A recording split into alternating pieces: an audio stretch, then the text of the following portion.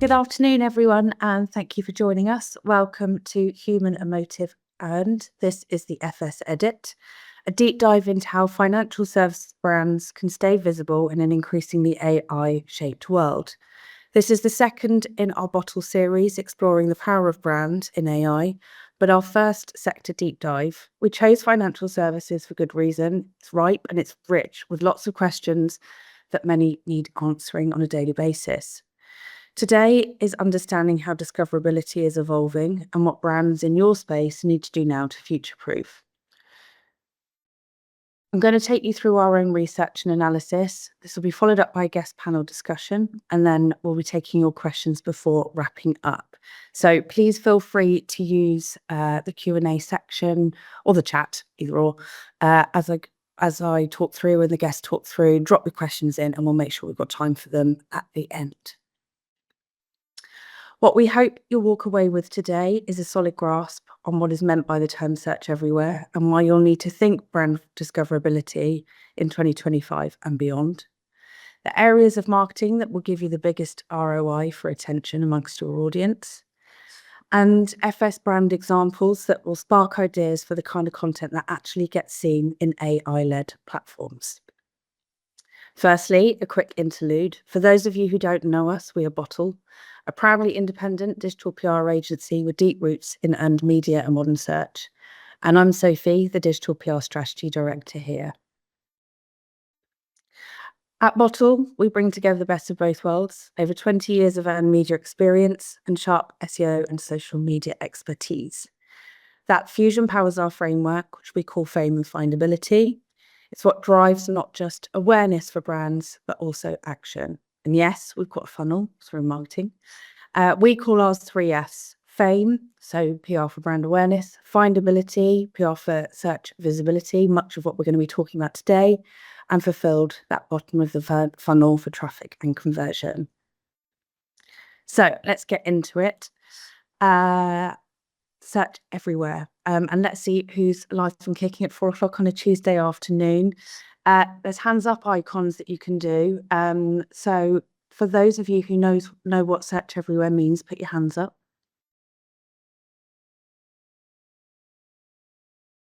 We got a couple. Brilliant. Well, this is our rallying cry. Why? Because search is no longer just Google. It's everywhere your audience goes to look, ask, or scroll for answers, product, services. All the places we go to are now converging. Social platforms are becoming search engines becoming AI assistants, and those AI tools are just pulling from everywhere. And your brand needs to be visible across that entire ecosystem. To understand why that shift matters, let's take a step back.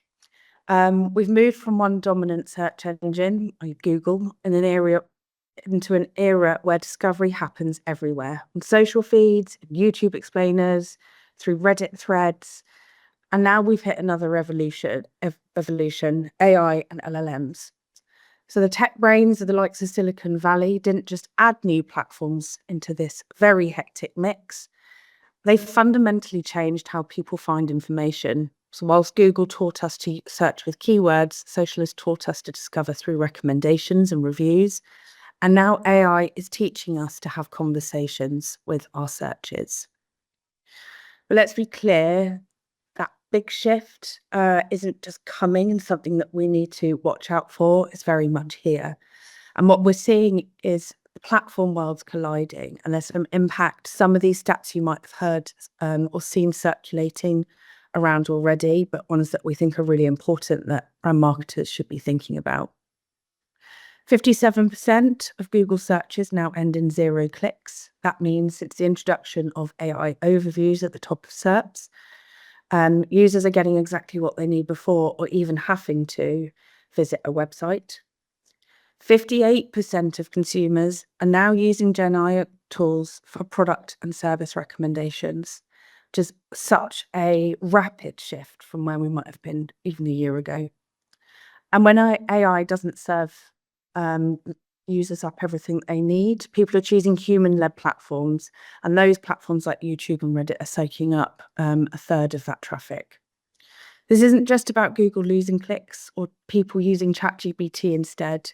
It's about search behavior evolving. So when someone can't find what they need in an AI view, or they need their answer verified, backed up, solidified, they're not just going back to traditional search results. They're then heading to Reddit to see what peers might be saying. They're watching YouTube explainers to see what creators might be saying. They're scrolling through TikTok creators in bed at night. That the discovery journey now spans multiple platforms.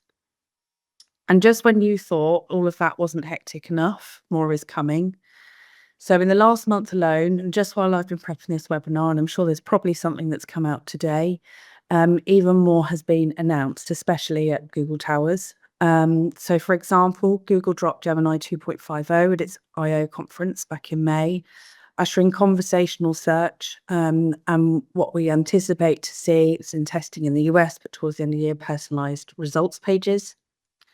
Audio overviews as in testing in their labs, which will get users spoken summary of results. We don't even need to read them anymore.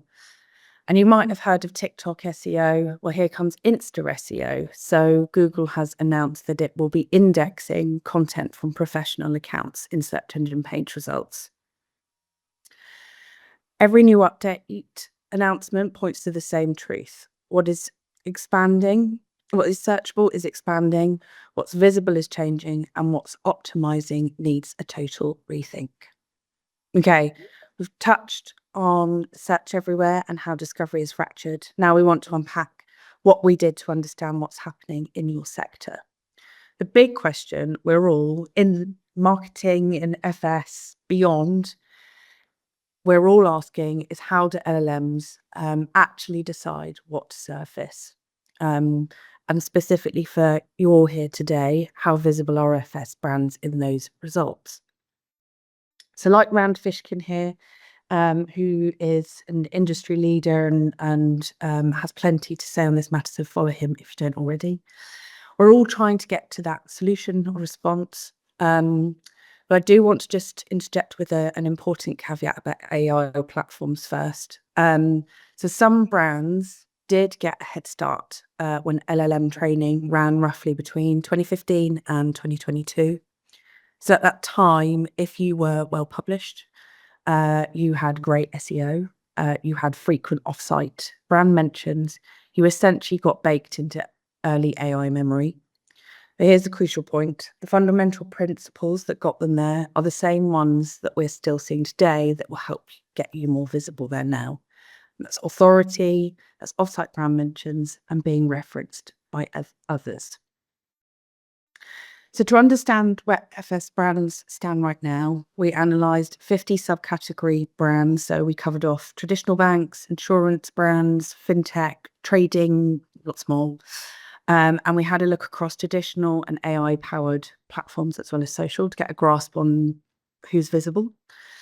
We tested hundreds of common financial queries between these brands, looking at Google AIOs, ChatGPT and Gemini. And whilst we can't nuance between how we each ask questions and have conversations, long-tail queries are a good starting place for understanding visibility. And we layered in market data just to understand a bit about how there might be a shift or dynamic changes in how consumers are using LLMs today. The first big reveal will introduce the AI Authority Club. So we found in our query analysis a very small group of brands, just 24 across all of the subcategories we looked at, are dominating citations in ChatGPT. We went in thinking we'd see the big traditional bank names, but what's unearthed is those plus the media, the likes of The Sun and The Times, plus influencer-founded sites like MoneySavingExpert, and creators like Money to the Masses.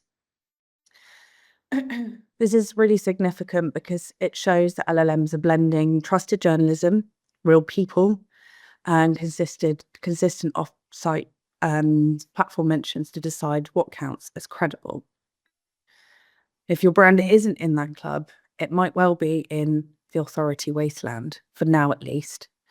Those 24 brands accounted for more than half of all citations across our hundreds of sample queries.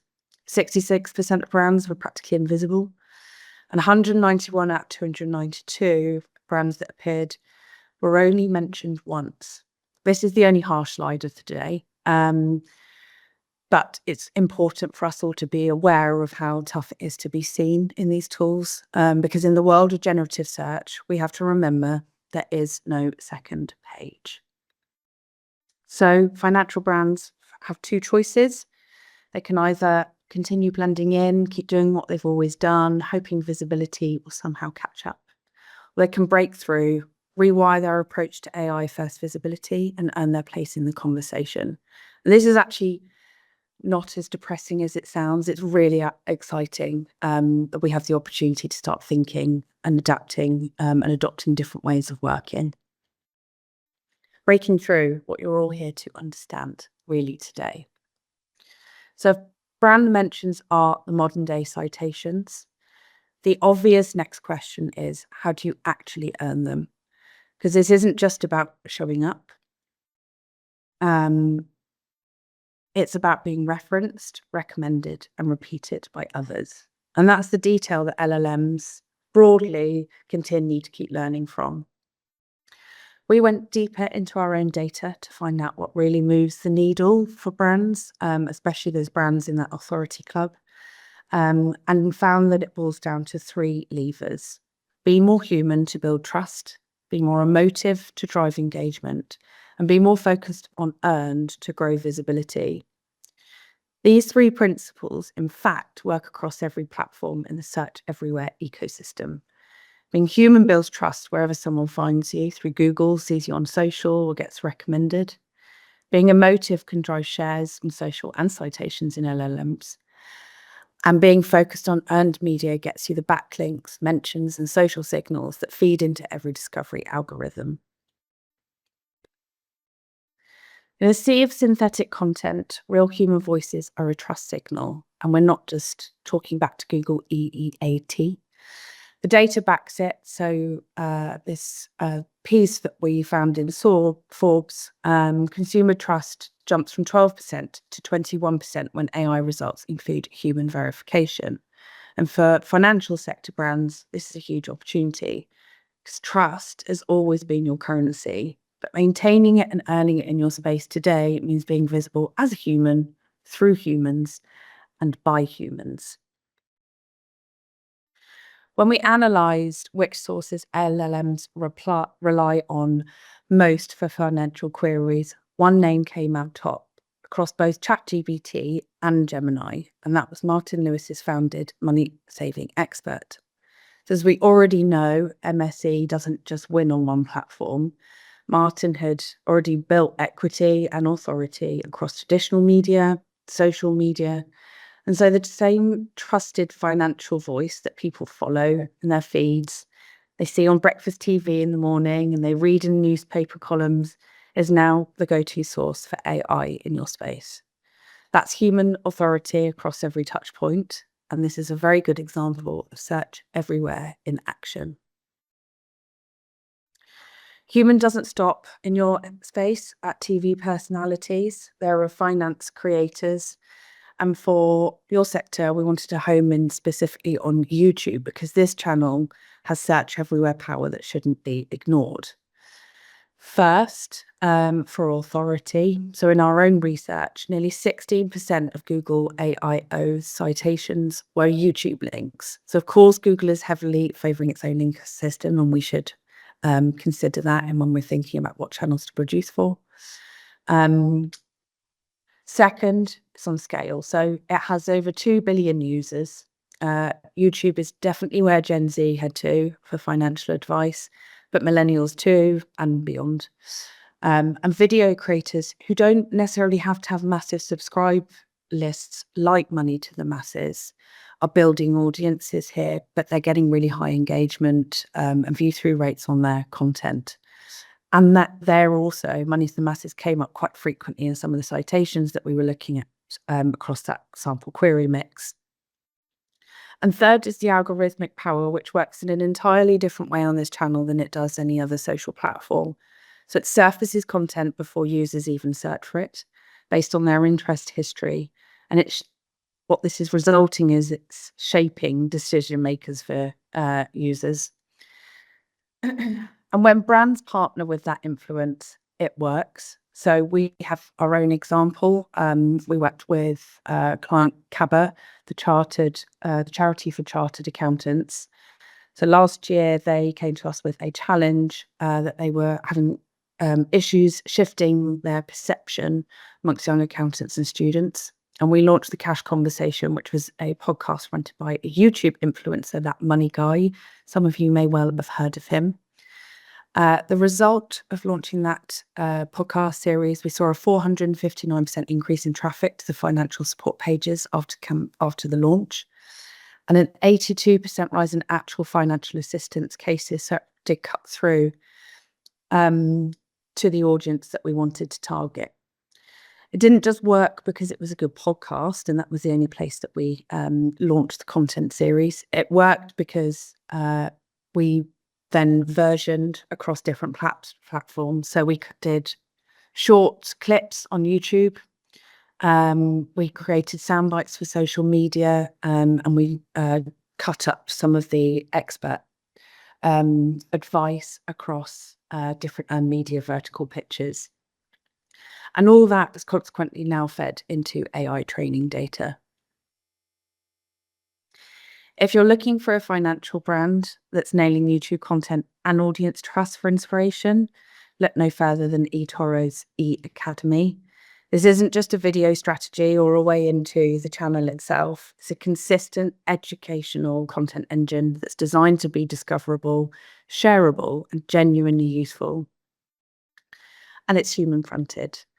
They're averaging around 70 new uploads a month, so they're keeping that content output high and relevant to what is happening amongst what they understand audiences' challenges or queries might be, as well as trends happening. So similarly to the Cash Conversation example, eToro has built an authority hub that's helping feed the entire search everywhere ecosystem. And when someone asks ChatGPT about education and trading, eToro is getting cited. Okay, be more emotive to drive engagement. So emotional storytelling in the world of marketing sure isn't new, but what has changed is how it's amplifying visibility for brands across platforms. So brand campaigns with emotional relevance deliver nearly 3 times more organic impressions than national ads. That matters because these emotional responses create a multiplier effect. People share on social, journalists write about it, and that shared, talked about content, providing that all important training data for AI models. In short, if it moves people across platforms, it moves the visibility needle everywhere. Don't believe me? Harvard Business Review revealed a big change in the way we're using LLMs just from last year. So in 2024, people were using them mainly for tasks like editing emails, or have even heard of dating profiles, or searching for questions that they needed answers to. But in 2025, there's been a huge shift in that becoming personal. And the top use is now therapy and companionship. AI is offering support, purpose, and connection, almost like it's our friend. And for financial brands, this is just a strategic shift. So you're in a regulatory space, but we need to help people feel confident and reassured about their choices, not just give them that rational help. As an example, many of you may remember the Lloyd's Get the Inside Out campaign. I think it's back from 2017, but it's still a masterclass in emotional relevance. So for those of you who don't recall it, it tackled mental health head on, using familiar faces like Professor Green and Jeremy Paxman to dismantle stigma through a sticky note guessing game format. They partnered with Channel 4, so it got broadcast as well, but of course they versioned across all of the different platforms I've been talking about today. The results of this campaign are noted here, but beyond that, it's made Lloyd's referenceable. So LLMs pick up on campaigns that are published everywhere, talked about, written about, and are emotionally resonant. So when someone now asks an AI tool, best banks for supporting mental health, as an example, Lloyd's is coming up because this campaign has created a lasting impact. It's not just high investment campaigns that need emotion, it's everyday too, and everyday content. Because what we have realised is that almost half of users turn to LLMs for emotional support in financial matters, and those don't just come up in campaign peak moments, they're all the time. Take Clio AI, for example. They hired 10 comedians to create a humorous budget assistant.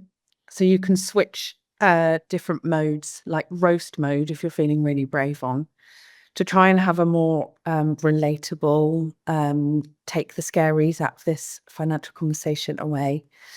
And they've seen incredible results. They've doubled reach, they've boosted conversions by over 260%. And we see these them being cited as well in for queries too. And let's talk about one of the channels that is powering it all, and media. So thanks to the brainy guys over at Hard Numbers, we now know that 61% of AI-generated brand mentions comes from editorial coverage. We decided to build on that in our own research. And when we carved out which brands or sources were being mentioned in the citations, we saw just how dominant and media remains. A bit like as we do in Google. So traditional newspapers, amongst some others, the very same giants that have led print, continue to command a strong presence in those AI responses. So over a fifth of all the financial citations in ChatGPT came from these legacy sources. It's a bit lower in Gemini at 6%. But this underscores the enduring power of trusted media in driving brand visibility, even as AI transforms the landscape. Brand trust that's really standing out is money.co.uk. Couldn't miss out a comparison aggregator in our examples for you today. They capture 1% of financial citations we looked at in Gemini and ChatGPT 2. They came in actually ahead of the bigger household name comparison aggregators like GoCompare and Confused.com. They've got a good site, but we believe they've achieved this because of their focus on earned media and delivering authoritative campaigns. And it really is a PR strategy to be jealous of, especially when I was snooping through their backlink profile.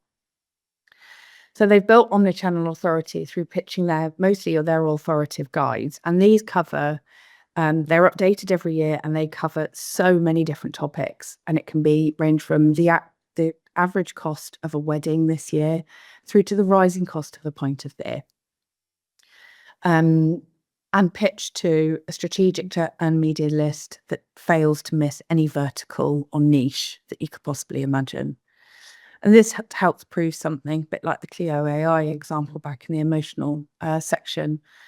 It's not always the biggest ad spend that wins. Actually, earned and organic can be super effective. Takeouts. So what we know is Google rewards authority signals via backlinks, mentions and brand searches. Social algorithms amplify engaging, shareable content, the kind that gets talked about. And AI models cite trusted, frequently mentioned sources, the brands that appear everywhere. And the FS brands winning across all three seem to share the same DNA. They're human, they're using real experts, they're telling authentic stories, they've got genuine expertise that people trust. They're emotive, creating content that moves or entertains people to share, discuss, and remember. And they're earned, they're building mentions through value of PR, not paid placement. Your path forward. Stop thinking in silos. Stop optimizing just for SEO or just for social or just for AI. Start optimizing for human, emotive, earned. Build content so authentic, so engaging, so valuable that others can't help but mention it, share it, and cite it. Because in a world where search is everywhere, being human, emotive, and earned isn't just an advantage. To survive, you must master all three. So make sure that you're one of them. Okay, so that's my talking done. And now it's time for our expert panel, who together represent every angle of our human, emotive, and earned framework. So I'd like to introduce Natalie Chung, who is the PR manager at eToro, leading earned media strategies across multiple global markets. Previously at Elgelman's corporate rep team, she certainly knows how to craft human-centered PR that resonates locally. Gareth Shaw, who's the deputy editor at MoneySavingExpert. Yes, the same MSE that dominated our AI citation analysis. Gareth's overseen MST's first consumer-facing AI tools and understands how authentic expertise translates. And Tom Johnson, who is SEO consultant and founder of Heroic Digital, with over 8 years experience of optimizing brands for search, including 3 years of leading the SEO strategy at We Buy Any Car. So let the discussion begin. Okay, Gareth, first questions for you. So MSE comes out top of the analysis. What do you think makes Martin Lewis as a human and the MSE brand so trusted that it's being referenced above major banks and household name aggregators? I think it's part of MSE's success story. When Martin launched the site 22 years ago, he was the first to kind of put his face on it. He thought it was super important that people could see the whites of his eyes, as he says it. And the way MSE started, actually, it wasn't a website, it was an email he used to send to friends with some money tips. It was called Martin's Money Tips. And that was at a time where you would send chain emails on and they kind of went viral. But he needed then a destination to send people to, and that's where Money Saving Expert was born. So it's always been an incredibly human proposition, MSE. And I think, yeah, some of the factors, Sophie, you mentioned in your presentation. Number one, the site is enormous. I mean, I've been working for MSE for 4 years, and even when I came in, I was blown away at just how big it is. It's among the top 10 news sites in the UK. It's competing with, traditional news media. We only publish content about helping people save money, yet we're getting that level of traffic. The site averages around 12 million visits per month. We send our weekly email to around 10 million people every single week. That's 1 in 4 adults who have signed up to the email. So the scale of it, I think, helps with our authority, our domain authority. And on that point, kind of independence, Martin is routinely voted as the most trusted man in Britain, whether he likes it or not. But MSC has kind of built its reputation over the past 22 years as the destination to get independent, rigorously researched information about your finances that has no fear or favor. We'll just tell you about what's the cheapest, what's the best, not who pays us the most. And so we're not doing content marketing here. We're investing really, really heavily in creating unique content and tools that help people save money. And I think that is really important for large language models and AI services. We're creating stuff that they can't create. And there's recognition in that. And I think that's why we're surfacing. And I'll give you an example of this. We have a guide, our best savings account guide. Depending on, where interest rates are going, that's about a quarter of the traffic to our site. That takes 28 man hours a week to update. So we don't just have a data feed in there. We've got a team of analysts who are updating that guide a dozen, maybe more times a day to make sure that we are giving people the right information, that we're curating what we think is the right type of product for people to be accessing. Amazing. I wonder if that freshness is also helping with that recognition and of being cited.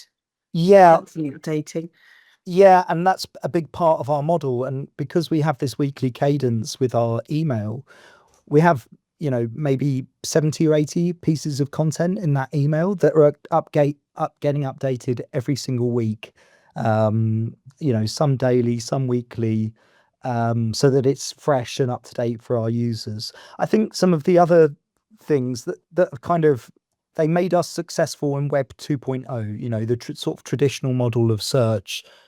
That's working with LLMs. So we've got quite a distinct way of communicating with people. Our approach has kind of historically been to provide long form content that contains everything you might need to know about a particular financial product, a balance transfer credit card or a lifetime ISA. And so we employ tactics to get users who know what they want to the bits that they want quickly. But if you're a novice, we can educate you as well. It's the kind of Diet Coke, Coke Zero, full fat Coke model. And so our content is structured in a way that appeals to LLMs, by default with FAQs and Q&As. So if people are asking a conversational question to an LLM, what they've scraped from MSC's site can kind of answer that. Yeah. We're densely rich with information. And just a couple of last points on this. I think earned media does definitely play a role in our brand strength. We have 80,000 mentions a year. We don't do a huge amount of proactive comms. Martin Lewis is a search goldmine for lots of publishers. Sometimes that can be frustrating because they're just mining his name and mining the content. But what that does result in lots of link backs, which has been really helping us with our domain authority. It's a kind of small silver lining, I guess, of that part of the machine, which just helps reinforce our authority. But what I would say is that, like everybody else, we're on a kind of journey of discovery with all of these things. How do you maintain visibility in a world of AI summaries and in this transformation? We're going through that journey ourselves. I don't think we've gone full GEO. We're not. I wouldn't say all of our journalists are now completely reworking and re-optimizing the site for LLMs. Google still provides a hell of a lot of our traffic. It's an important plank for us. But as I was saying at the beginning, I think a lot of what has made MSC successful in Web 2.0 is helping us at this kind of transformational shift. But we're still kind of excited / terrified, delete is appropriate, about the prospect of zero-click search and what that means for digital publishing.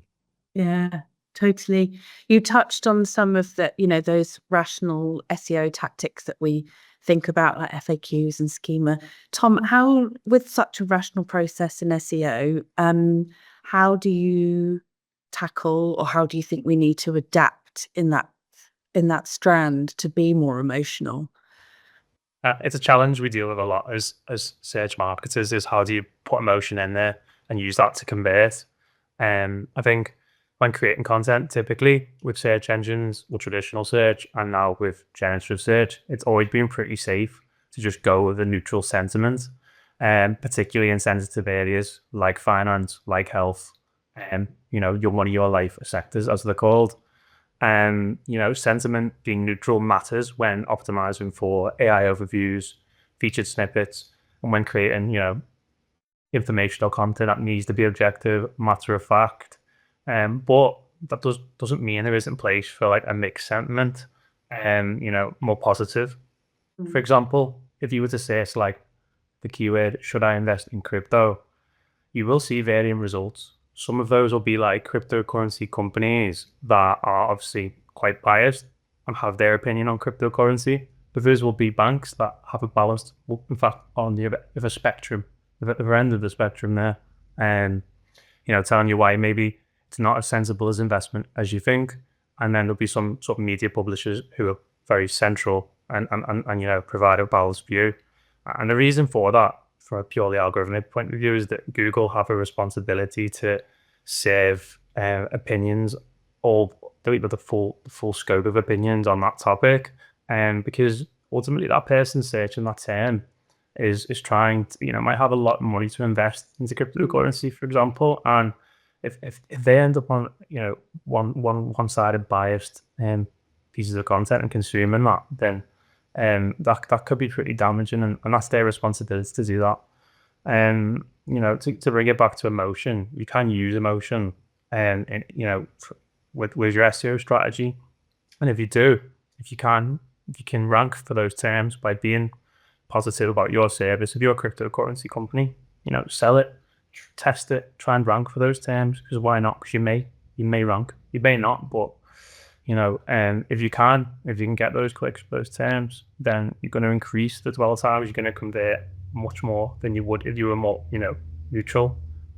Generic, yeah. Yeah, and even stuff for like going granular, like if you were testing, your title tags, instead of going for like how to save for retirement, why not try worries you can't afford to retire? I know people like to include the keywords there, but no harm in testing. I mean, like SEO is an ongoing process of testing. I know we think we're right sometimes about something, but it's, each vertical, the algorithm is totally different. So it is about understanding what might work, what doesn't work. And I think emotion can have its place. And if you can make it work, you can really win.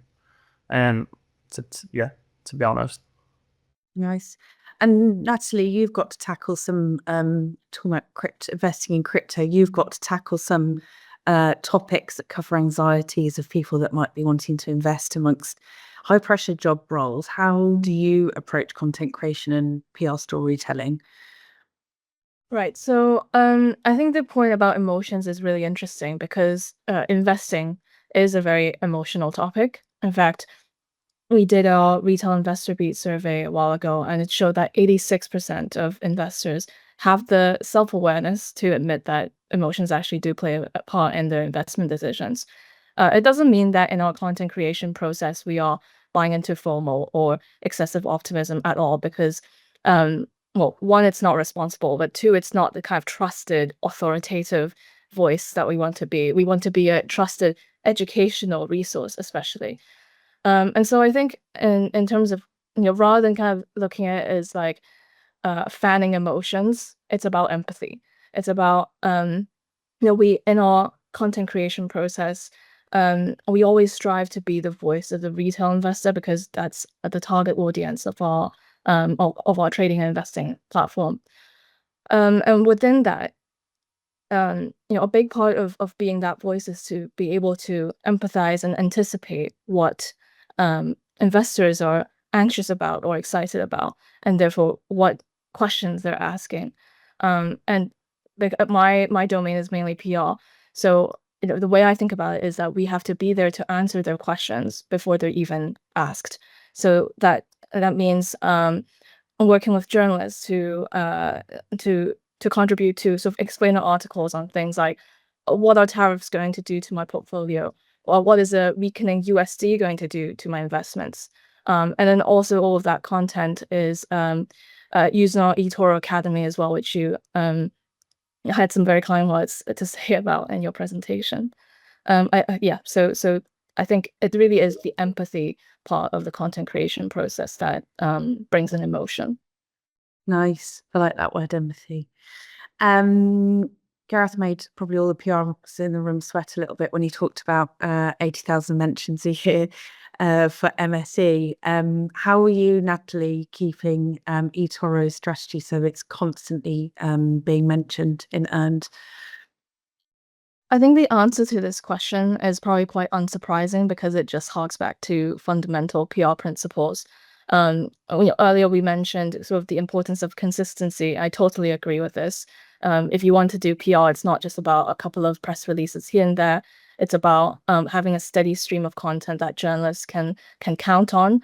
For us, our media contacts know that we will be out there with commentary on, say, NVIDIA's earnings, or they can quote from our crypto newsletter, or when the government announces a new policy related to investing, we'll be out there talking about it.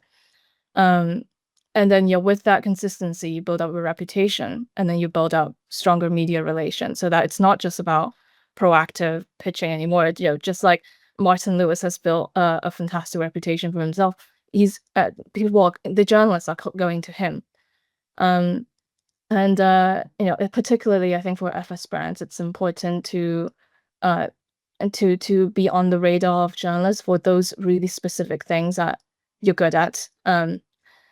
For us, one of our USPs is copy trading, and that our users can copy other investors' portfolios if they like their strategy.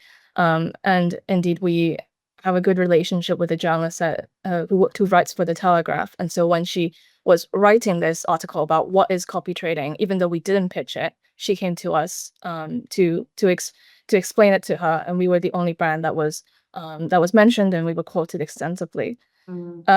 But I think there is still value in kind of identifying, apart from your core media audience, those kind of like fringe or satellite targets that you might have.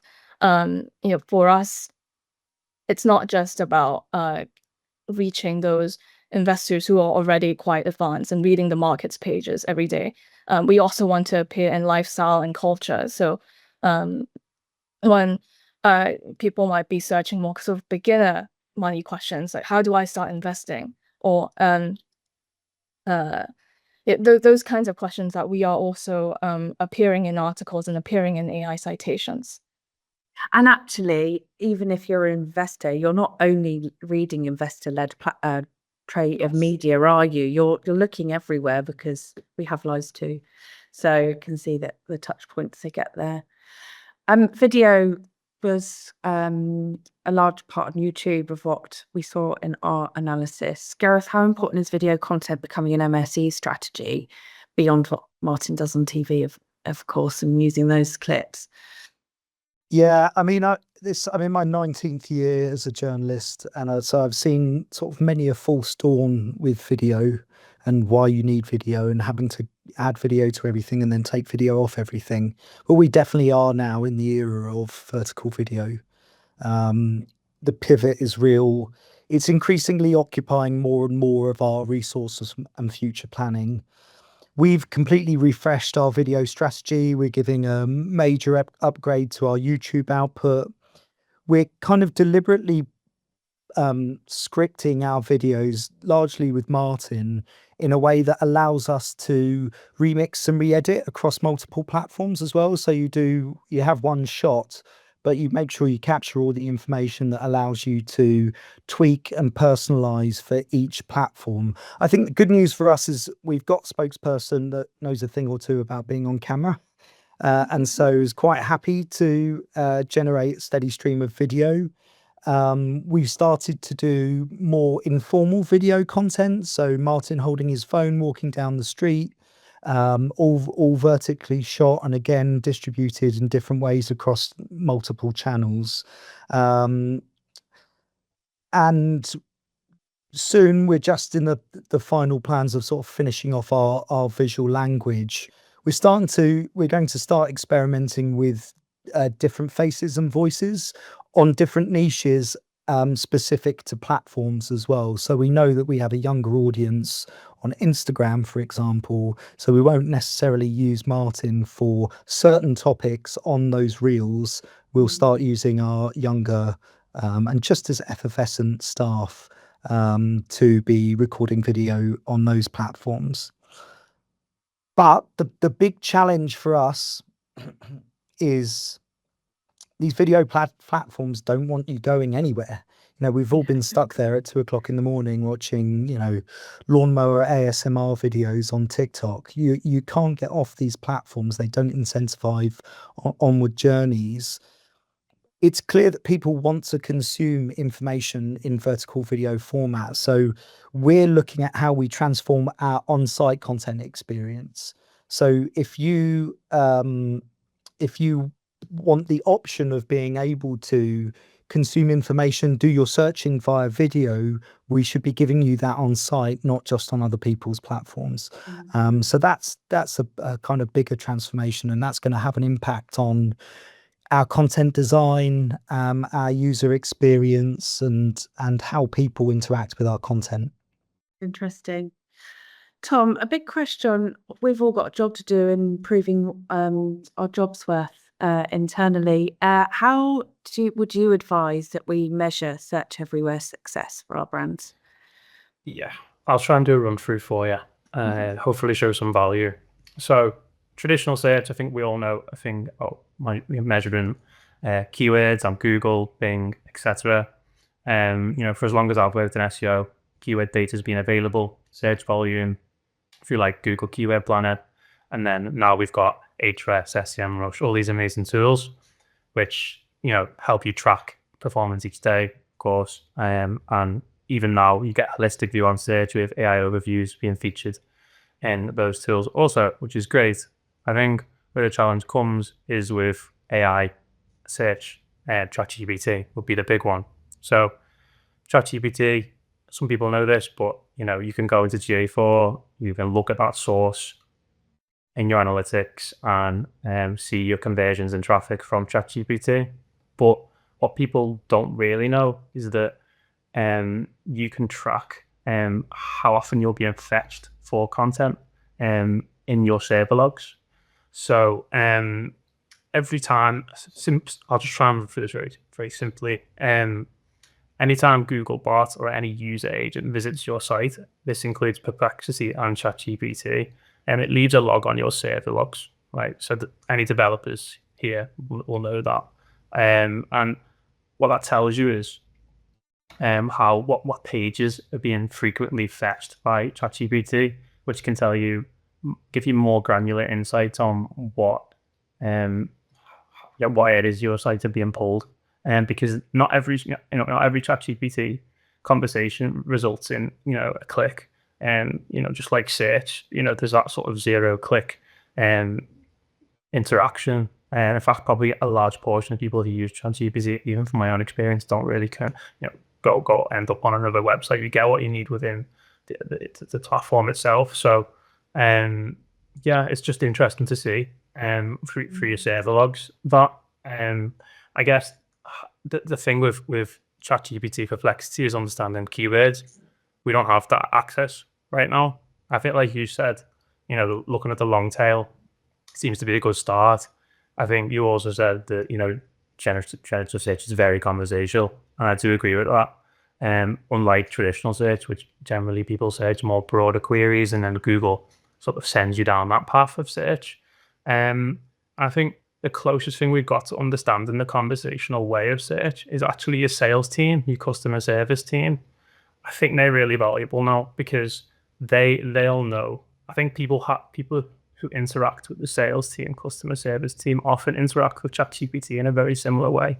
So I think if we can understand that more, if we don't already, and map that out and almost use that to audit ChatGPT, run the same queries that people ask on the phone through ChatGPT and see what type of results you get. I think that's a really good starting point. And maybe you can pull some trends similar to what you've done today with that data. Nice. I've just realised we're at time, so I'm going to give you and there's some questions in the chat. So I'm going to quick fire at each of you, and then we'll address what is there. So Natalie, if you had to give one piece of advice to other financial services brands about staying visible, what would it be? I would say believe in PR. As your presentation demonstrated, actually earned media, really kind of traditional PR, plays a huge part in AI search. People are still searching for things on Google, earned media comes up, searching for things on social media, earned media comes up as well. And then often AI searchers will cite earned media publications too. And then at the same time, media companies are investing in trying to get more citations. So if you get mentioned, then you're actually capitalizing kind of on their success as well. And yeah, I would also emphasize it's not just about brand discovery, but also brand trust. Consumers today have much better media literacy than in the past. And I think the same will happen to AI literacy, and that people will be more able to scrutinize, have AI outputs and their citations. And at the end of the day, it's whether you have a good reputation and that whether you're being cited and referenced and repeated, recommended by reputable sources that actually gives you brand trust. And that's why I would say believe in PR. Yeah, nice. Tom, from an SEO perspective, what's the biggest mindset shift that needs to be made? Yeah, I won't be the first person on this call to tell you to focus on brand. But yeah, of course, get busy with PR. It's a given. But I think specifically from an SEO mindset, I'd be looking at what are the sources being frequently cited and looking at how we can get featured on them and be involved in that conversation. Another comment is that we're in a bit of a content epidemic. Everyone can create content very easily now with AI. So one thing to know about AI content is it adds no value. It regurgitates everything that's learned. So as a business, use all your proprietary data you can, offer your point of view, your feelings, your thoughts. And and that'll help you. That'll help you in the long run with your content. That's what Google are looking for, because they need to sort out all of the rubbish. And then of course, optimize for search journeys. Don't just think about one keyword. Think about what the next keyword searched after that is, and then one after that, and the full trodden path, if you want to call it that. I think all that together is what we're calling expertise, experience, authority, and trust. I think if you can do that, then you should be winning.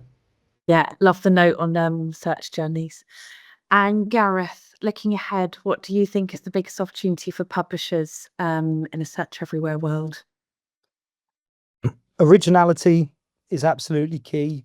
High quality journalism that can't be recreated by AI will still stand out. But I would say, and lots of other publishers are doing this well, a huge strategic focus for us is building a direct relationship with our users. Um, you know, yes, we do need to be visible and discoverable wherever they consume their content, whether that's video or audio or agentic, but ultimately we need to turn them into loyal, engaged users. We want them to just think of us and come to us rather than having a search. And that does mean leaning into our core, trusted, unique, authoritative, multi-format content that can be part of a package that's distributed across platforms and channels, with an emphasis really on the value that MSE can bring if you come direct to us.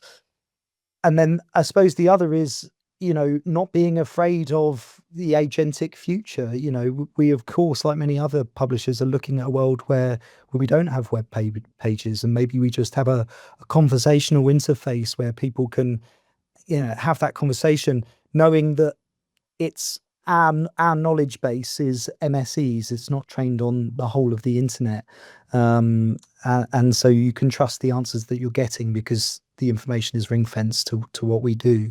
And of course, it's a bit sci-fi now, but in a couple of years' time, I think that will definitely be an option for some of our users who want to consume our content. Lovely.